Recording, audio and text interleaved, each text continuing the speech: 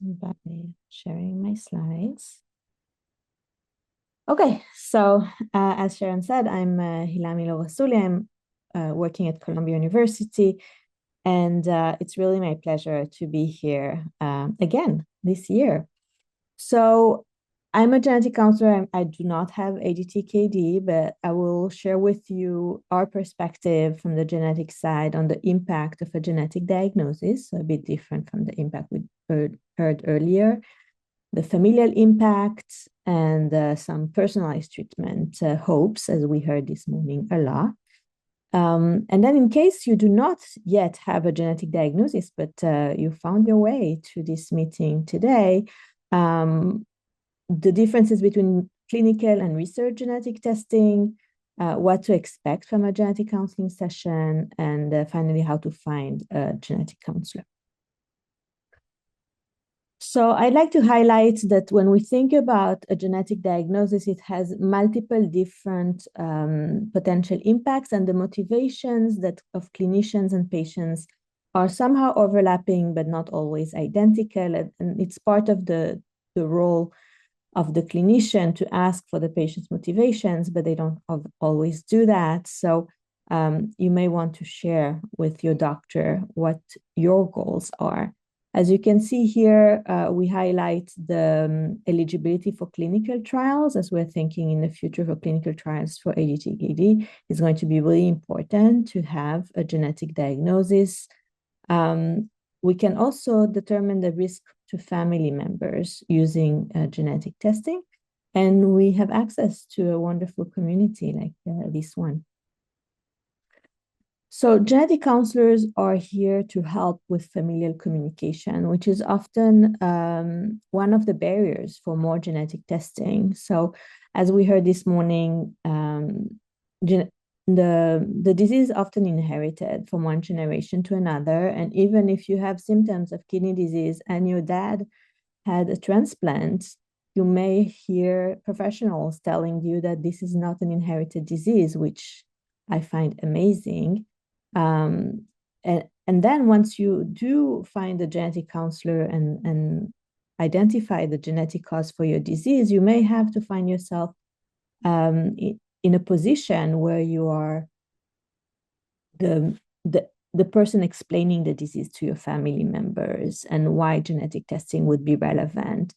And maybe they don't have any symptoms yet, or maybe they have some symptoms, but they're a bit afraid of having a genetic test.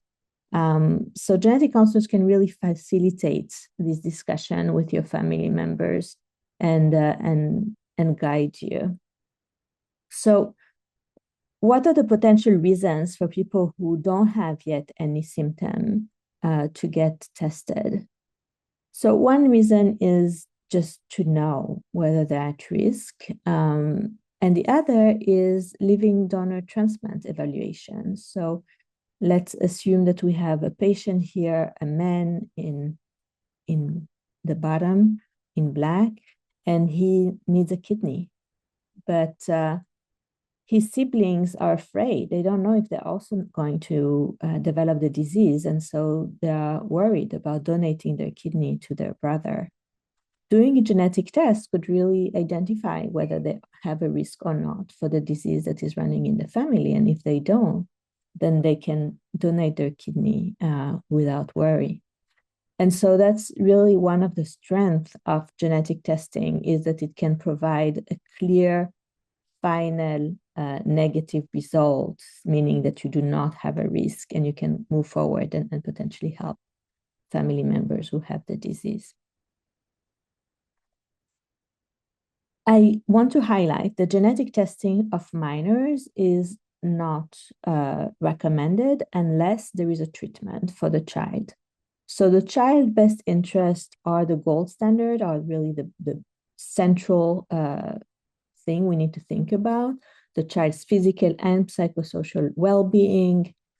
There are also risks of genomic privacy that I'll discuss, and the question of the right to not know. Maybe it's a bit too much for a child to know at an early age that they're going to develop a disease, or maybe it's going to be complicated in terms of siblings relationship if one knows that they inherited it and the other knows that they didn't, whether the child who did not inherit the disease will feel guilty that they don't have it and that their sibling got it, or the sibling who got the disease will be jealous of the sibling who did not.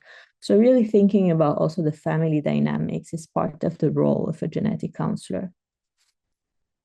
The genetic testing is really recommended only if it's going to impact the child's medical care. And it might. In the future, we might have a treatment that is recommended very early on, even before the child has any symptom, to prevent the disease. And in that case, it will become recommended to test minors, but it's not the case right now.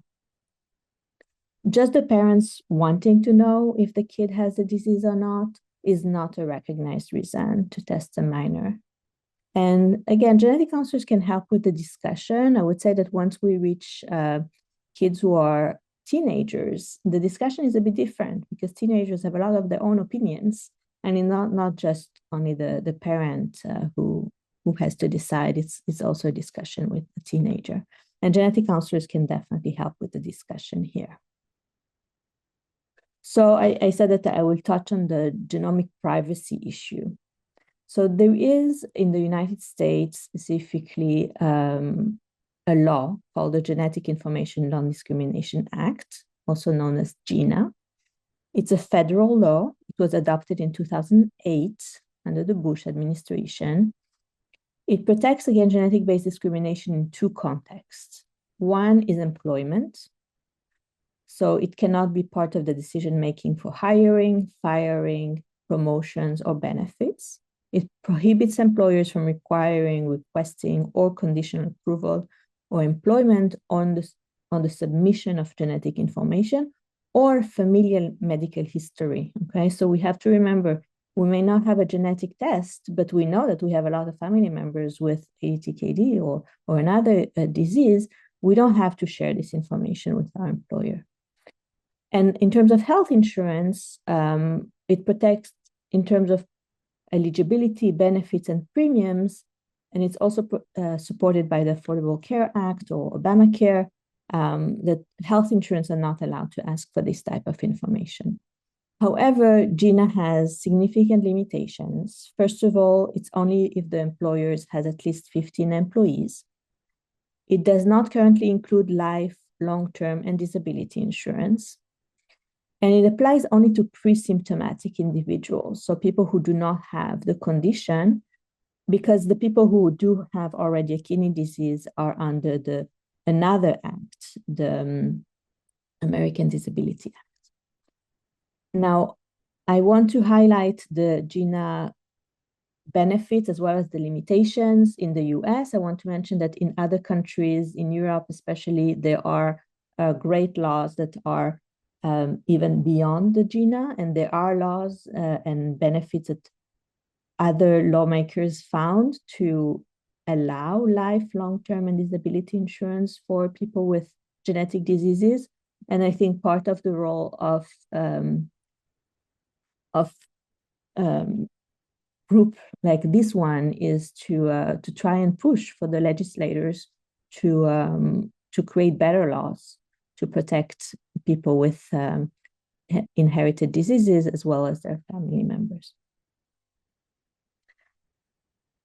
As you heard this morning, I'm not going to repeat it over and over. A genetic diagnosis can really pave the way to personalized care. So as you heard, the more patients that are out there, and we know that there are a lot of people with ADTKD who are not diagnosed, either because their nephrologist is not ordering genetic tests, is not aware of ADTKD, any reason.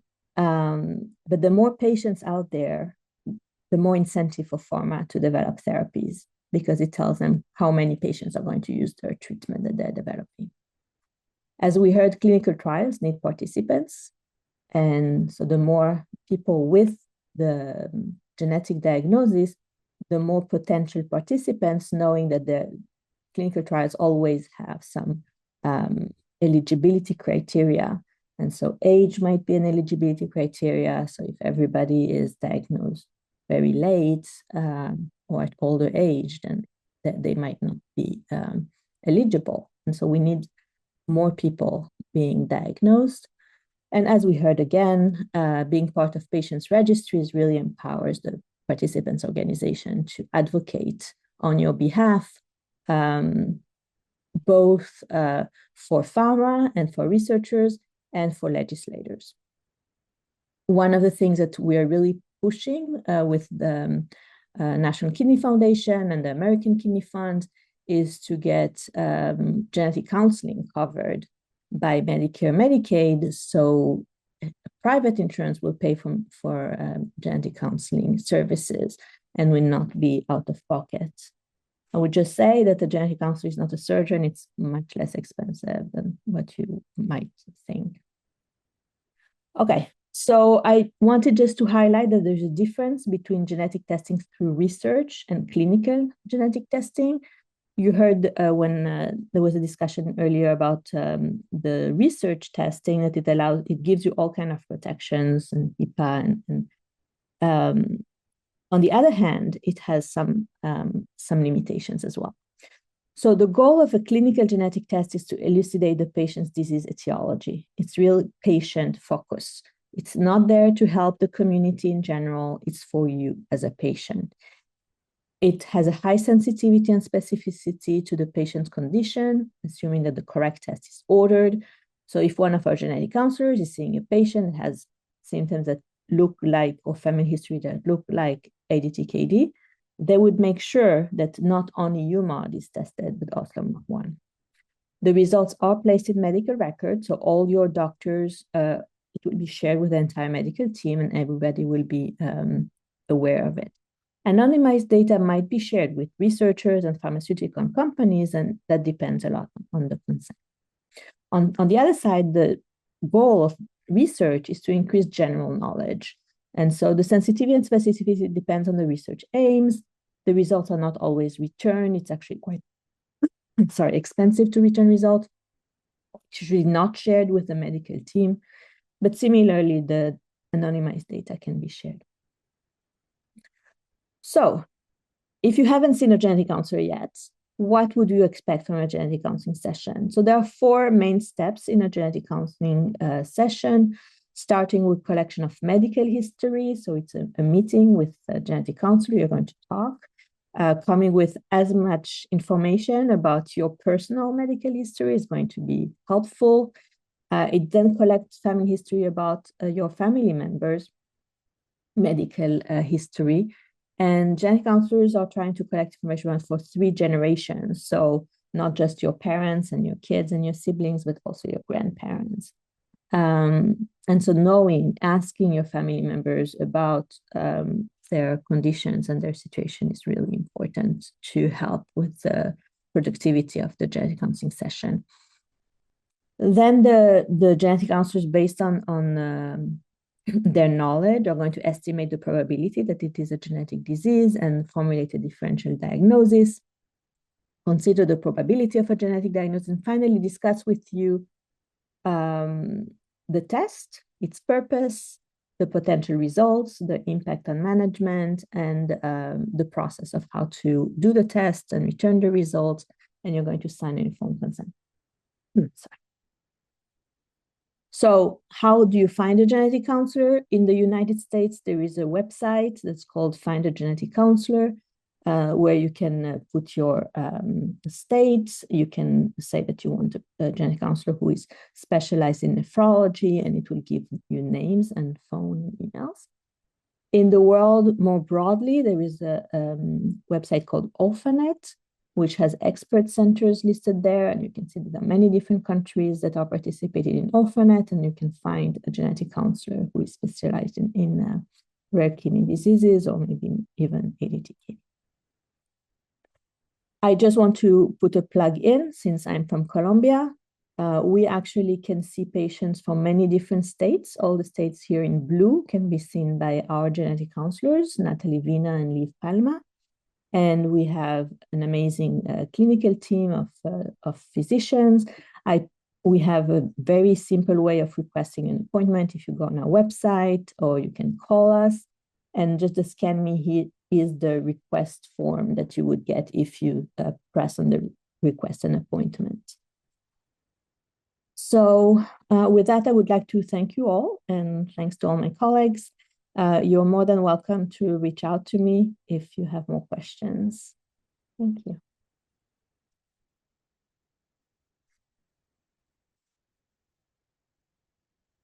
And Jacob, I think I'm just passing it to you, and we'll have questions after.